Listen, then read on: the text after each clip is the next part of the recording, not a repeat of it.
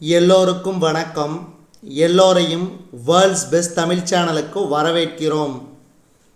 இந்த காணொளியில் நாம் பார்க்கவிருப்பது தினசரி நடப்பு நிகழ்வுகள் 22 ஏப்ரல் 2024, 23 ஏப்ரல் 2024 மற்றும் 24 ஏப்ரல் 2024 ஆகிய 3 தினங்களுக்குரிய தினசரி நடப்பு நிகழ்வுகள். இதுவரைக்கும் நம்ம வேர்ல்ட்ஸ் பெஸ்ட் தமிழ் சேனலை சப்ஸ்கிரைப் பண்ணாத புதிய நண்பர்களாக இருந்தீங்கன்னா சப்ஸ்கிரைப் பண்ணிவிட்டு காணொளிகளை பாருங்கள். முதல் கேள்வி, 2024ஆம் ஆண்டுக்கான பத்ம விருதுகளை வழங்கியவர் யார்? 2024ஆம் ஆண்டுக்கான பத்ம விருதுகளை வழங்கியவர் யார்? குடியரசுத் தலைவர் திரௌபதி முர்மு. ஒவ்வொரு ஆண்டும் தேசிய பஞ்சாயத்து ராஜ் தினம் எப்போது கொண்டாடப்படுகிறது? ஒவ்வொரு ஆண்டும் தேசிய பஞ்சாயத்து ராஜ் தினம் எப்போது கொண்டாடப்படுகிறது? ஏப்ரல் 24.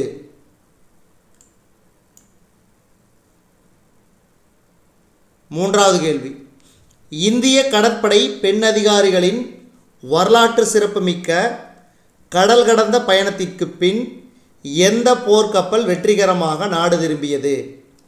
இந்திய கடற்படை பெண் அதிகாரிகளின் வரலாற்று சிறப்புமிக்க கடல் கடந்த பயணத்திற்கு பின் எந்த போர்க்கப்பல் வெற்றிகரமாக நாடு திரும்பியது? INSV தாரிணி. அதாவது இந்த இந்திய கடற்படையின் பெண் அதிகாரிகளான lieutenant commander K Dilna, lieutenant commander A Roopa ஆகியோர் இந்த பயணத்தை மேற்கொண்டனர்.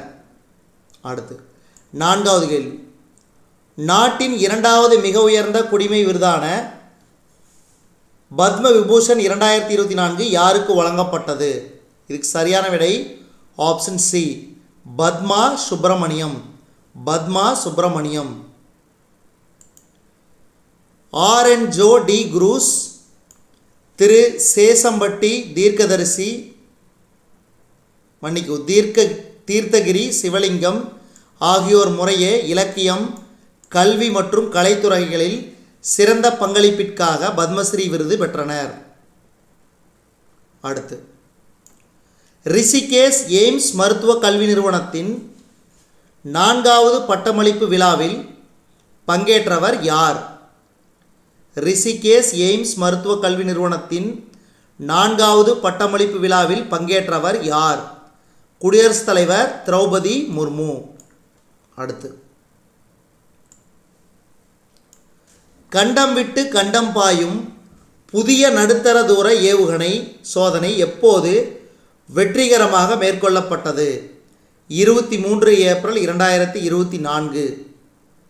அடுத்து உலக எரிசக்தி மாநாடு 2024இல் இந்திய அரங்கை திறந்து வைத்தவர்கள் யாவர்? உலக எரிசக்தி மாநாடு 2024இல் இந்திய அரங்கை திறந்து வைத்தவர்கள் யாவர்? பங்கஜ் அகர்வால் மற்றும் ரீனத் சாந்து. அடுத்து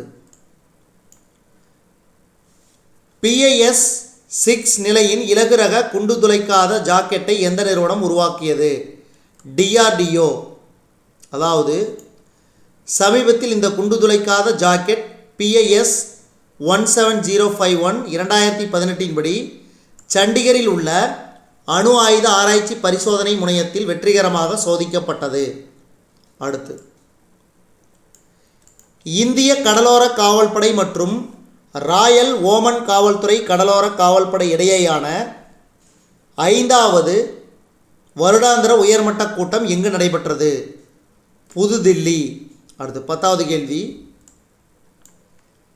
பேரிடர் தாங்குதிறன் உள்கட்டமைப்பு குறித்த 6வது சர்வதேச மாநாட்டில் பங்கேற்றவர் யார்? பேரிடர் தாங்குதிறன் உள்கட்டமைப்பு குறித்த 6வது சர்வதேச மாநாட்டில் பங்கேற்றவர் யார்? பிரதமர் நரேந்திர மோடி அவர்கள். அமெரிக்க குடியுரிமை பெறுவதில் எந்த நாடு 2வது இடத்தில் உள்ளது? இந்தியா. இந்தியா 2வது இடம், முதலிடத்தில் உள்ளது மெக்சிகோ. அடுத்து 2023-24 நிதியாண்டில் மத்திய நேரடி வரி வசூல் எவ்வளவு? 2023-24 நிதியாண்டில் மத்திய நேரடி வரி வசூல் எவ்வளவு? ரூபாய் 19.58 லட்சம் கோடி. அடுத்து 2023-24 நிதியாண்டில் தமிழ்நாடு மெர்கண்டைல் வங்கியின் நிகர லாபம் எவ்வளவு? இதுக்கு சரியான விடை ரூபாய் 1072 கோடி. அடுத்து எந்த நாட்டில் முதல் முறையாக இந்தி வானொலி சேவை தொடங்கப்பட்டது? எந்த நாட்டில் முதல் முறையாக இந்தி வானொலி சேவை தொடங்கப்பட்டது? குவைத். மலேசியாவின் லுமுட் நகரில் கடற்படை தளத்தில் ராயல் மலேசியன் கடற்படை அணிவகுப்பு ஒத்திகை எப்போது நடைபெற்றது? 23 ஏப்ரல் 2024. அதாவது அந்த நிகழ்ச்சியின் போது நடுவானில் 2 ஹெலிகாப்டர்கள் மோதிக்கொண்டதில் 10 வீரர்கள் உயிரிழந்தனர். 18வது மும்பை சர்வதேச திரைப்பட விழாவில் பிரத்யேக அனிமேஷன் பயிலரங்கை தேசிய திரைப்பட வளர்ச்சிக் கழகம் அறிவித்தது. கஜகஸ்தானில் ஷாங்காய் ஒத்துழைப்பு அமைப்பின் பாதுகாப்பு அமைச்சர்கள் கூட்டத்தில் பாதுகாப்புத்துறை செயலாளர் தலைமையிலான இந்திய தூதுக்குழு பங்கேற்கிறது. அடுத்து sunflowers were the first ones to know 77வது கேன்ஸ் திரைப்பட விழாவில் இந்திய திரைப்படம் மற்றும் தொலைக்காட்சி நிறுவன மாணவரின் திரைப்படம் தேர்வு செய்யப்பட்டது. மத்திய சுகாதாரத்துறை செயலாளர் திரு அபூர்வ சந்திரா நெதர்லாந்தின் உட்ரெக்டில் உள்ள உலகளாவிய மருந்து தயாரிப்பு நிறுவனமான பில்தோவன் பயோலாஜிக்கல்ஸின் உற்பத்தி பிரிவை பார்வையிட்டார்.